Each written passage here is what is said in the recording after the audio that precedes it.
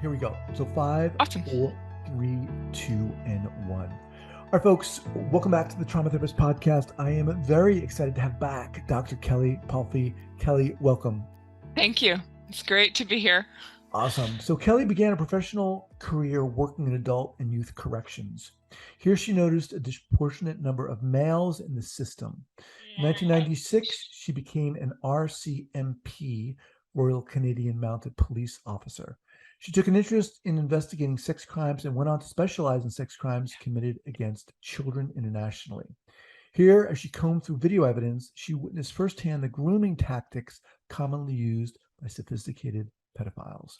Mm-hmm. After retiring from the RCMP, Dr. Palfy obtained her Ph.D. in counseling from the University of Alberta. She conducted her doctoral research on the reasons why males don't commonly disclose sexual abuse. She is now a trained trauma therapist and public speaker on the topic of male sexual abuse. And your book, as we can see in the background, is Men Too, correct? Unspoken truths about male sexual abuse. All right. Fascinating. Super excited to have you back. Let's get into it. So before like a couple of days ago, you were like, I want to focus on this topic specifically. So what was that topic and why do you want to focus on it? Well, I would love to just kind of, segue from our last podcast where we kind of touched on, how people are missing this and maybe why they're missing it, and specifically why one of the reasons why boys and men don't disclose sexual abuse, which is the grooming process that they often go through. It leaves them confused. Confused about whether or not they were victims. Yeah, that kind of thing. Okay. Let's just go back briefly and give us a thumbnail. You said why this is often missed. Give us a thumbnail sketch of why you think it's often missed. Well, okay, so it's sort of in the way that an offender would target a victim. Like there's two types of offenders. There's a situational type of offender, and then there's the preferential child molester. The situational type of offender, they're indiscriminate. They will offend. Sorry, my puppy. Shush. I actually can't hear him good. or her, so just so you know. Sorry. Okay, good. Yeah, so the situational type. I'm gonna have to put her out here. That's Misty, okay. sit. It's no worries. Sit. Come on. Sorry. Sorry. It's fine, Kelli, honestly. Oh, she's training. Yeah, so the situational type of offender, they're sexually indiscriminate, which means that they will offend against any gender, any age, any time. Whereas the preferential child molester, they have an age and gender of preference. So these are the ones that I believe are more prolific. We don't know for sure. But the process that they use to gain access to their targets is oftentimes a reason that boys and men are so confused about what has actually happened to them. If that answers your question. So okay, which is very interesting. So I guess the first thing that comes to my mind, though, the grooming process can take a long time, right? Over the course of months, years, etc. Yes. And then you're saying once the actual physical abuse occurs, in the wake of that, people are often confused about what has actually happened to them. Absolutely. Okay. Yeah. So open that up for us. Say more about that. Yes, please. So there's 3 stages to grooming, 3 parts of grooming. The first stage or part of grooming, the offender has to groom himself, him or herself. So he will groom him or herself to look the part, so to speak, to fit into this environment, to fill a void somewhere in society where they can gain access to victims. Now, this sounds crazy, but, I would just invite anybody who's listening to think about anything that you've ever fixated on. Even if it's like, I want to become an engineer. Okay, you got to go back to school to become an engineer. You got to do that process of getting accredited to get what you want, to get the career that you want.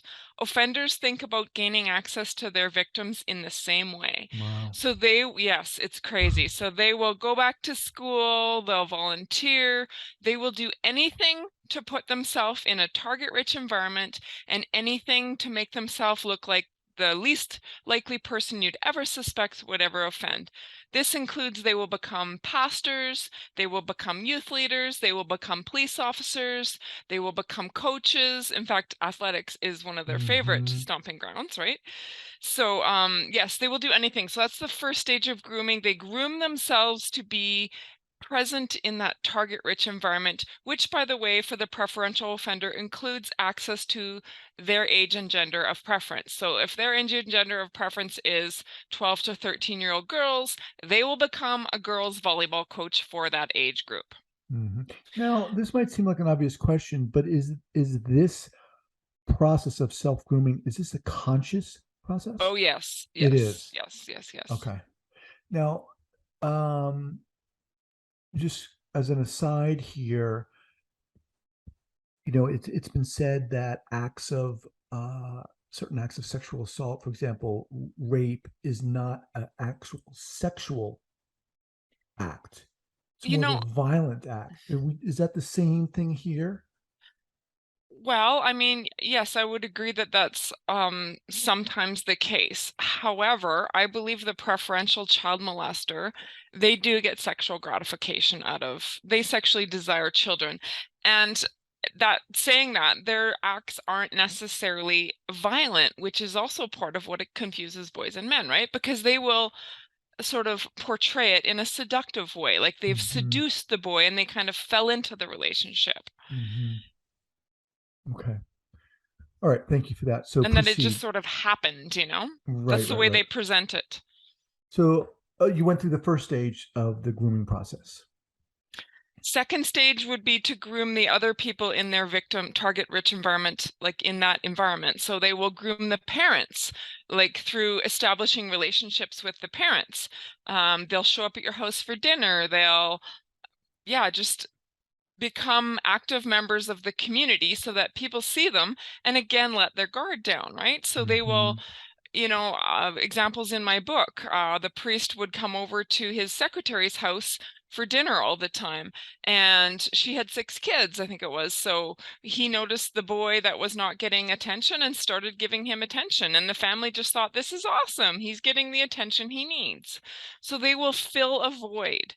They will, yeah. So stage 1, they groom themselves. Stage 2, they groom, or section 2, whatever you want to call it, of grooming, they groom the people in the environment, and then the third part of it, they groom the child. So they win the parents' trust and loyalty, and then they win the child's trust and loyalty. So during the next stage, they're going to be lavishing the child with attention, possibly gifts, certainly opportunities, including opportunities to be alone. Mm-hmm. So in the athletic scene, for example, they will offer to coach a kid who has potential. And I mean, they would pick the kid that actually has potential and develop that child. Maybe Mm-hmm. run them through athletic exercises that are going to help build their, endurance or their strength or whatever it is they need to do.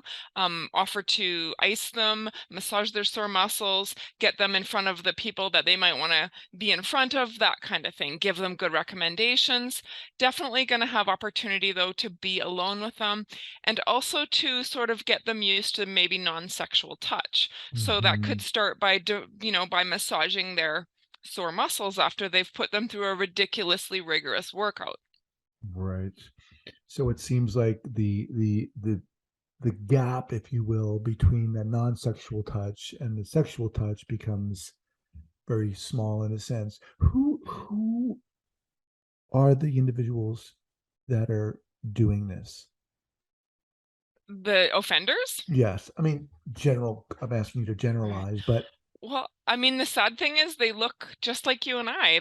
You can't tell what an offender looks like. The only difference between them and you and I is that they have a sexual preference for children. where I guess my question is right. I wasn't intimating, do they have blue noses or red ears? Wouldn't But that be easy? where is that coming from? I mean, we don't know the cause of this, Okay. right? Like, I I see it as demonic, honestly. I'm not sure. I can't answer that question. I wish I could, and then we could just push the easy button. But I mean, I honestly don't know. So have they, majority of them, been abused? Well, and that's a tough question. There is research that Dr. Sana Alter discusses in her book. I think I showed you that book on our last podcast, where she says, like, a lot of the prolific sex offenders that she interviewed in the prison system, the psychopathic ones, in the beginning, 80% of them were saying that they were abused. However, when you simply threaten them with the polygraph, not even giving it to them, just threatening the polygraph, that number dropped to 30%. So we don't actually know how many were abused, but most of them claim that they were abused, which is also one of the reasons that a lot of the victims don't come forward, because they don't want everybody in society to think that they're going to turn out to be pedophiles if they were abused. So it's this Mm. yucky, nasty, vicious cycle. Yeah. Does there, I mean, how do you just, how do we categorize this behavior? You said demonic. Is it deviant to the nth degree? I mean, it's obviously abuse. It's kind of horrific. Does it make sense that psychologically there would be something that is Well, I influencing? would say that healthy, well people don't have sexual attraction to children. So, Right. yeah. So, I mean, it just seems to me, I realize there's not an easy answer for this, but it seems to me that there should be an answer. Wouldn't that be nice? Yeah. Well, and even if it would be, I mean, people who, what is, I would be curious about the attachment issues Mhm. and so forth. What do you, if any research has been done into the kind of etiology of this? I can't answer that. That's not sort of, I mean, offenders are not necessarily my specialty, right? Like, I specialize in working with the victims and why they don't report. So, like, I mean, yeah, I mean, all I can say is that there's, yeah, there's definitely something's not right. Right, The etiology of it. Again, you're talking about psychopathic sex offenders here in one regard, and we know that we can't trust what they say. So even if there was right, research, is it accurate, right? right. I mean, to hear you say that people aren't, there's so many reasons why people aren't reporting this. Um, what have you discovered? What have you found out about the victims in a sense? Well, I mean, again, like, just to kind of go back to what we were originally talking about, this whole grooming process, right? Like, one of the reasons that boys and men are not disclosing is the profound levels of confusion that some of them have, right? So, like we mentioned in the beginning, an offender will spend weeks, months, even years building a relationship, and they're not just doing it with one person. They might have multiple targets at different stages of the grooming process Mhm. that they're working towards. So they will spend weeks, months, years befriending establishing himself, befriending the family, befriending the victim, winning the victim's trust, building an authentic, what the victim feels is an authentic relationship, whereas the offender is doing it out of deception, right? Mm, So building this relationship so the victim actually genuinely likes their offender. right. So yeah, one of the reasons, if it is like this type of abuse, is because they feel guilty about having liked their offender prior to the abuse. And then, of course, the offender will do things like say, hey, we're both going to be in trouble for this. One of the things that offenders often do is they will allow the victim to do things that, for example, their parents won't let them do. So, drive a vehicle, smoke cigarettes, drink a beer, view sexually explicit material, swear, all of those things. And when they do these things, they will reward them for those behaviors that their parents wouldn't approve of. And then in doing so, they're also testing their victim's loyalty. So Jesus. I know, The in the detail. I know, it's Wow. all in my book. If it's like way more detail in my book. This is what my book is about. It's meant to help male victims understand why they don't want to talk about it, and how they got into this situation. So Mhm. yes, so the offender will test their loyalties by allowing them to do these things, because in the offender's mind, he's saying, well, it's better to be in trouble for letting this guy smoke a cigarette or watch a porn movie or drive a vehicle than to be found out for having abused him. So they literally test their victims oftentimes first. They let them do things. And then when they when the victim, after a few weeks or whatever, if the victim doesn't tell and they're not in trouble, then they'll move forward. Again, they're doing all of this, kind of simultaneously, right? They're getting the victim used to this non-sexual touch. They might start even slower, like with a young child, they might tickle them in front of their parents so that the victim sees that their parents see them touching them and say that it's okay. Or Right. they'll get older kids to wrestle with each other and then eventually have them take their shirts off and then, maybe even join in or teach them how to subdue each other. Any of these kinds of things where they get the child used to being touched and then Mhm. rewarding them for engaging in these masculine principles. And then somehow they introduce, some sort of sexual content into it, whether it's, introducing pornography or asking them what they know about sex.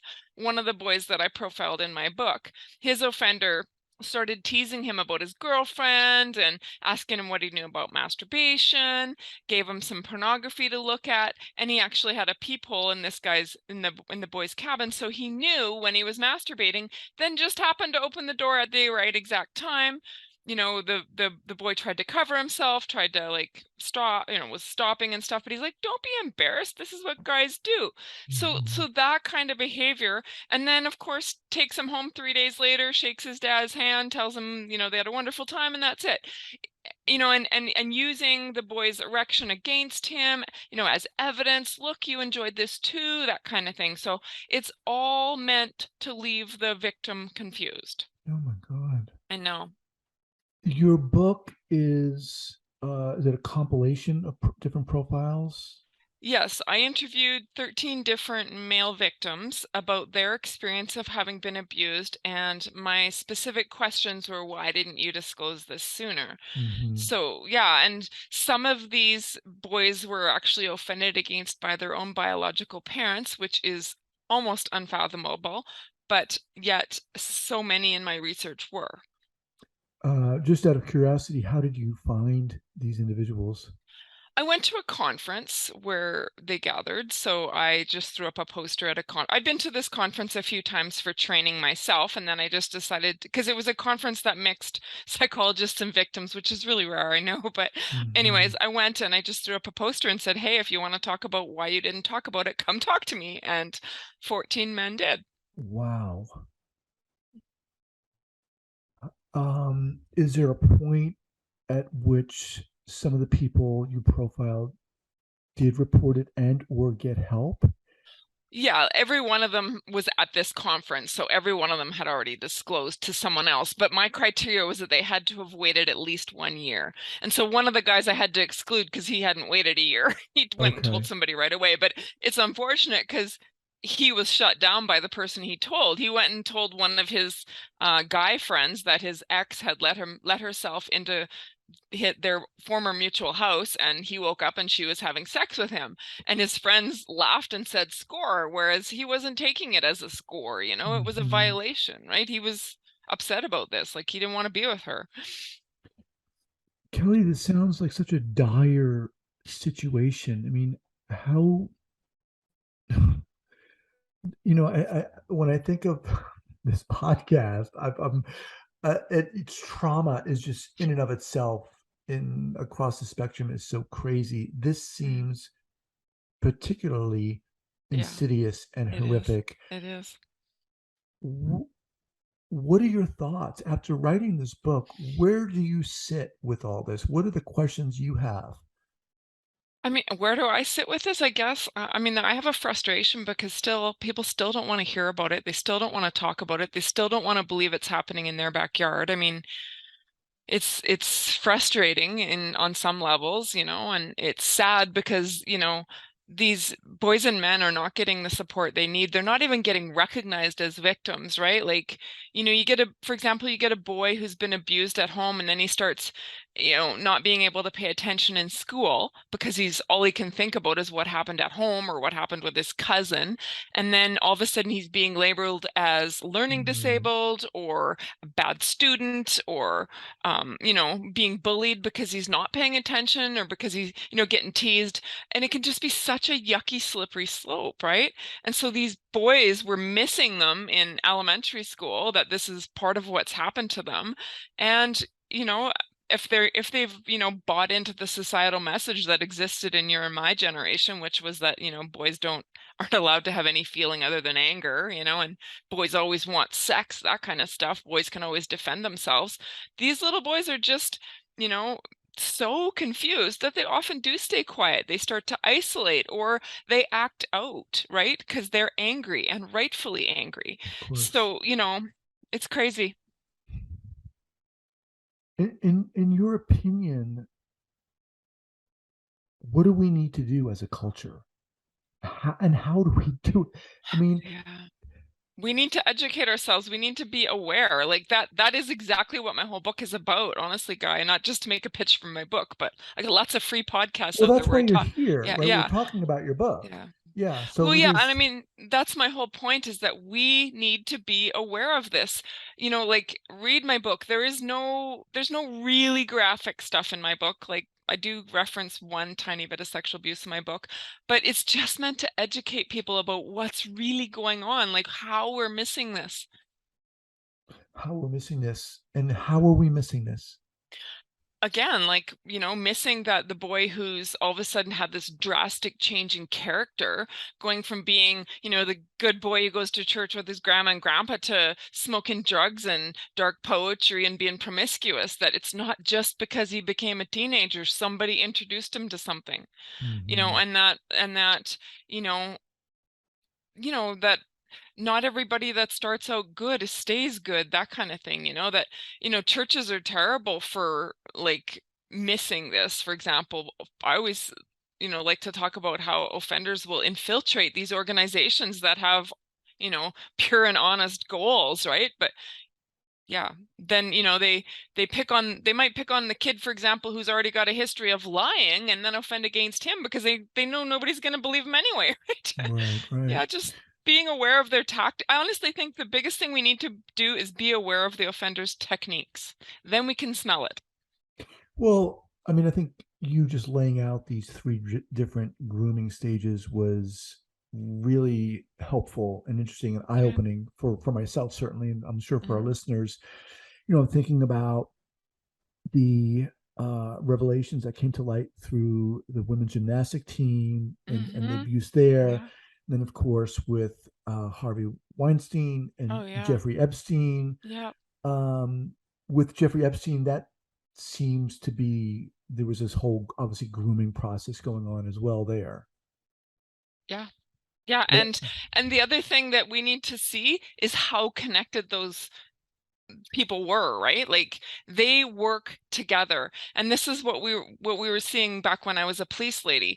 For example, we would seize our target offender's computer and we would send it off to tech crimes to be analyzed, and they would say, "Hey, here's 300 more addresses of other pedophiles that they've been trading images with."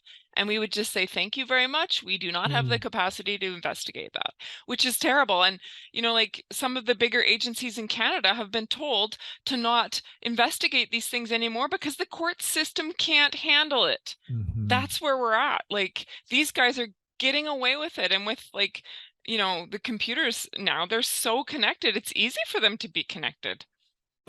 Is there is the are we seeing as a culture, as a global culture, are we seeing more and more of this? Or are we I think so. becoming at least a little more aware that this is going on?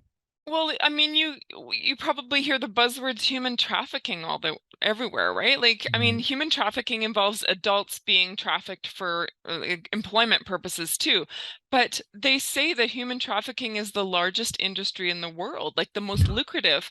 Isn't that insane? Like, So I mean, insane. right?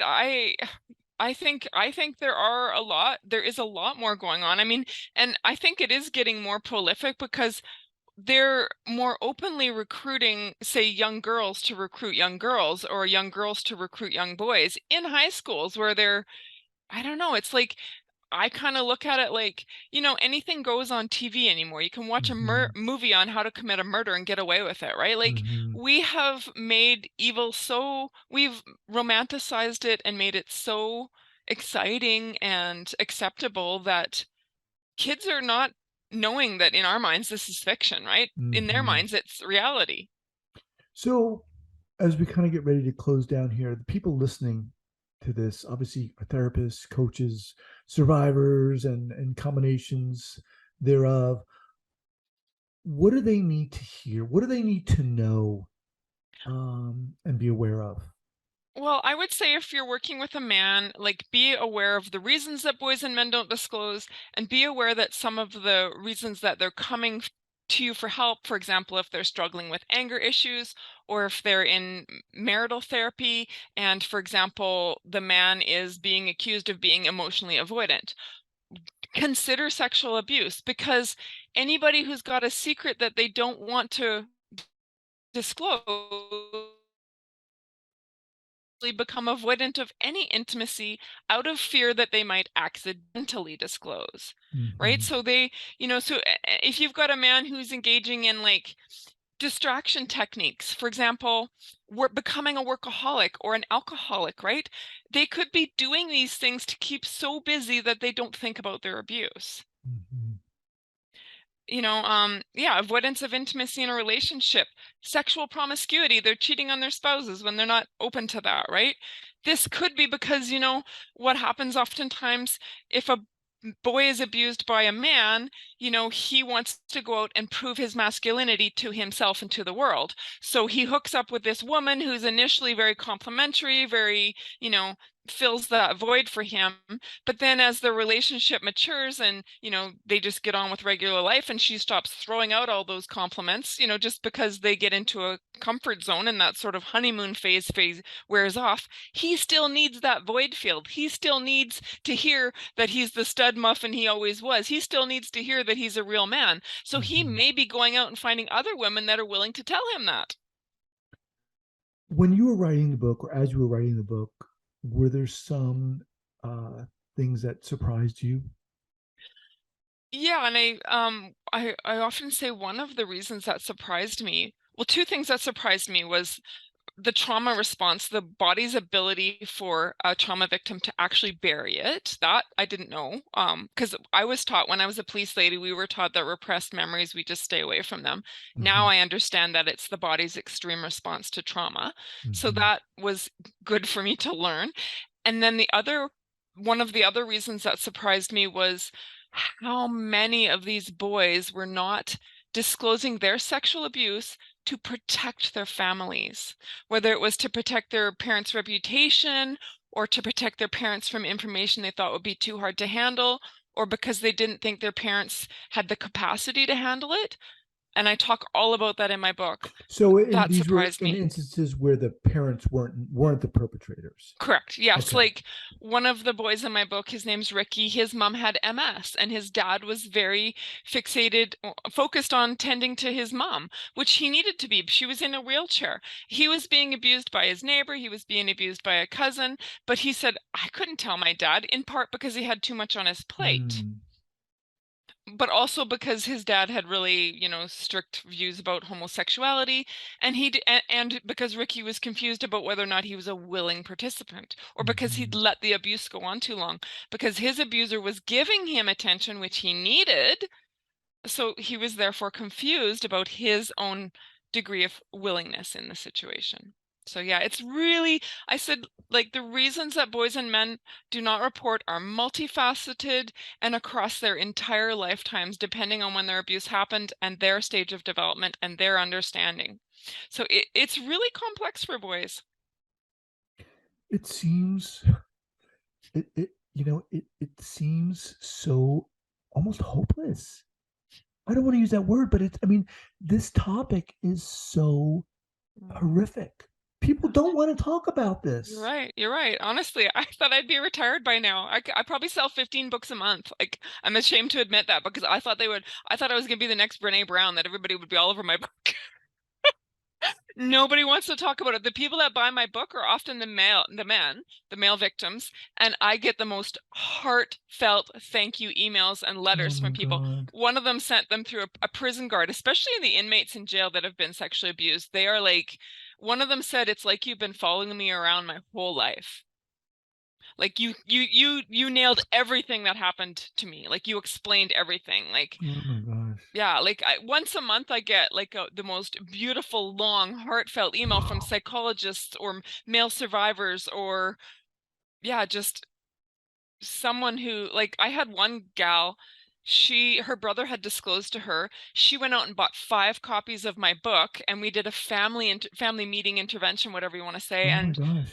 And it was interesting because at the end of it, the dad reached out to me, and even though we'd gone through this whole disclosure supporting his son, he still didn't disclose to his family that he'd been abused. It was crazy. Oh, oh my gosh. It's so prolific. It is so predominant. Do you find that therapists as a cohort also don't even want to talk about this? Well, I don't know that they don't want to talk about it, but they miss it, right? Like when I did my dissertation, and I'm sorry, I'm going to brag for a sec, but when I did my dissertation, one of my supervisors, he said, "Kelli, I learned so much from you." He said, like, it wasn't even healthy, but I couldn't put it down. He said, "I read it all in one night." I was like, that's 188 pages. And like other professors from U of A were telling me, like, you are making me rethink all of my stuck male victims, you know? Mm, So when you keep in mind that some of these boys and men actually did block the memories of their abuse, plus they don't want to disclose depending on how they expect to be treated. mhm. This issue, this topic of blocking the abuse, is that essentially what repression is? Yes. Yeah. Okay. Repressed memories, yeah. Yeah. It also could be manifest as dissociative identity disorder as well, right? Okay. Mhm. The name of the book is Men Too: Unspoken Truths About Male Sexual Abuse. We'll have links up at the show notes page at the Thank you. traumatherapistpodcast.com. Um, Kelli, what's the best way for people to get in contact with you? KelliPalfy.com. Very simple. And people can get the book there too. Yeah, or on Amazon, Barnes Okay. and Noble, Chapters. Okay. Well, look, you know, I mean, it's inspiring that you are doing this. I mean, that you're Mm, out there doing this work. We need someone like, I mean, we do. We need someone like mhm, you who's mhm. courageous enough to do. I mean, come Thank on. you. This is crazy. Oh, thank you, Guy. Hey, can I show you one more thing that we've done? Please, I'm sorry, please. I just gotta leave the camera for one sec. Okay. We have, myself and a colleague have created a children's book series, Oh, which is not on my website yet, but will be soon, but it is on Amazon. It's meant for parents to be, it's called the Creating Personal Safety series. This particular book is called The Unsafe Neighbor, and it's meant to help parents have those awkward but very necessary conversations about grooming, about how someone who we think is safe, who starts out as safe, can turn out to be not safe at all. And right. I mean, it's pretty vanilla. It's not completely vanilla, but it's pretty vanilla. It's not meant to traumatize, but just to educate. Educate. So, yeah. Awesome. Awesome. Um, well, send me that link. Where Okay. can that be also purchased on Amazon? Yes, it's on Amazon, yeah, and I'm Okay. gonna put it on my website very soon. All right. We'll have that linked up also. Okay. Kelli, thank you so much. Thank You're welcome you. back anytime. Thank you. All right. Take care. You too. Bye-bye. Bye-bye.